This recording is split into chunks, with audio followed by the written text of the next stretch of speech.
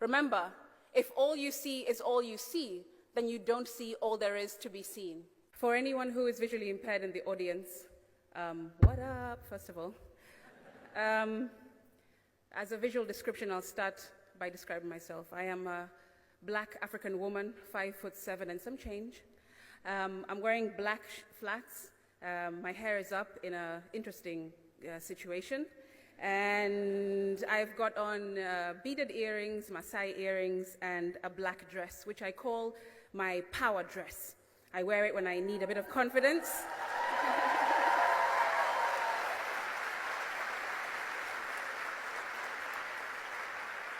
I wear it when I need a bit of confidence because right now I'm sweating in many places. My knees are like jelly and I really need to pee all of a sudden. But thank you for having me.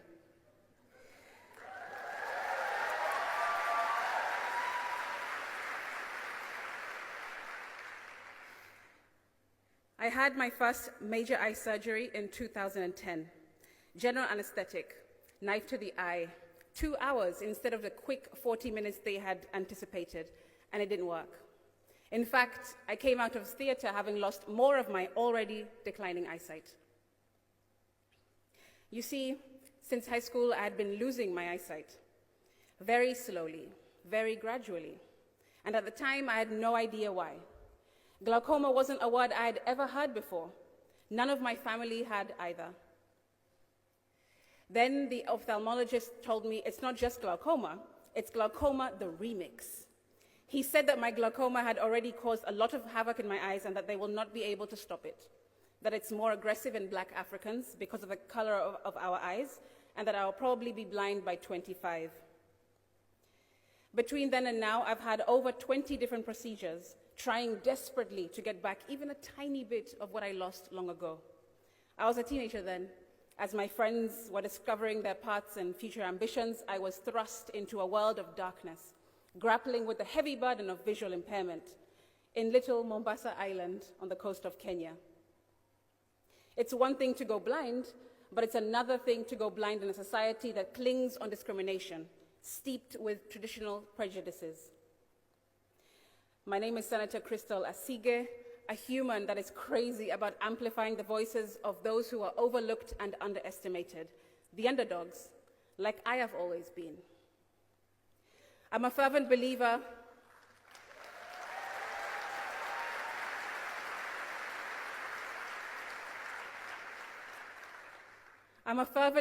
in making people feel seen and heard, no matter their ability or disability. If you find me on social media, it may look incredibly colorful.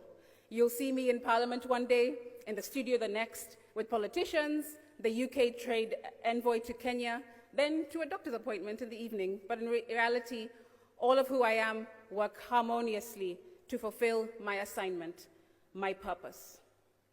I feel like I've already lived 5 lives in one and encountered a plethora of lessons, each brimming with wisdom and perspective. However, the most crucial lesson I've learned is if all you see is what you see, then you don't see all there is to be seen.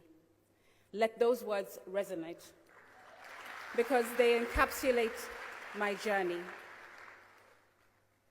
In the depths of isolation and despair, I learned that if you cannot change a circumstance, then change the way you look at your circumstance.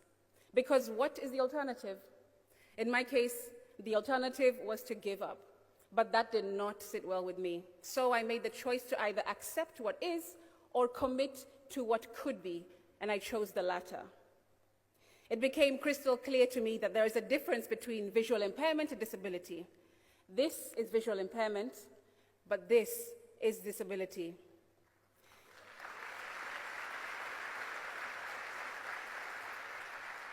I very quickly learned that disability does not discriminate.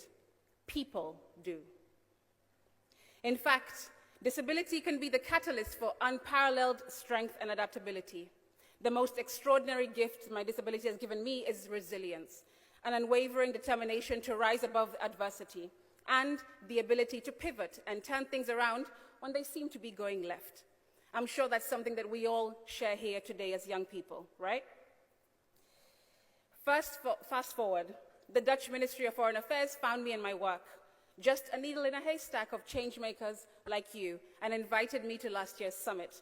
It was here where I got the news that I had been gazetted into the 13th Parliament of Kenya.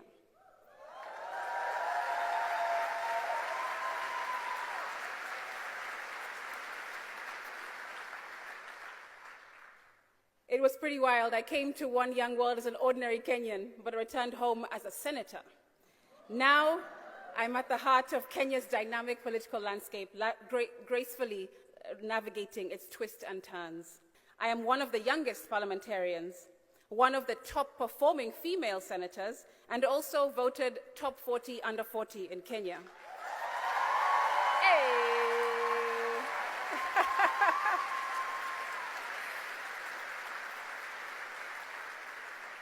The platform on which I stand today has played an integral role in shaping me into the person that I've become. It has infused me with the confidence that is nothing short of transformative. It's given me a glimmer of hope and inspired people who are young watching me, not only in Kenya but across the globe. Given me a voice that I've since used to champion the rights of PWDs, the youth and women in Kenya. It is truly remarkable what confidence mixed with hard work, good timing, and throwing in a dash of magic beans can achieve. Since the last summit, I've tirelessly worked towards making Kenya more inclusive and equitable. The laws that I am sponsoring now, such as the PWD Bill, the Kenya Sign Language Bill, the Learners with Disabilities Bill, the Startup Bill, the Public Participation Bill, and 4 major amendments to transportation laws to address increasing road crashes that are killing too many young people in Kenya today. I'm trying to pave a way for a more brighter and accessible Kenya for everyone today. Standing before you, I am not just Senator Crystal Asige. I am a visually impaired person, representing people with disabilities who are treated as taboos, pushed into the shadows, and hidden from the faces of the world as if they are less than or less than. My mantra that I walk around with every single day is, I have glaucoma, but glaucoma does not have me.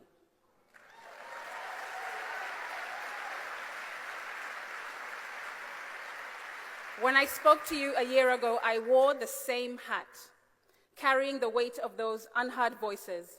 From this place of determination and purpose, I started the Crystal Asige Foundation, which is dedicated to creating an inclusive society to break down the barriers within our infrastructure, our systems, society, and culture.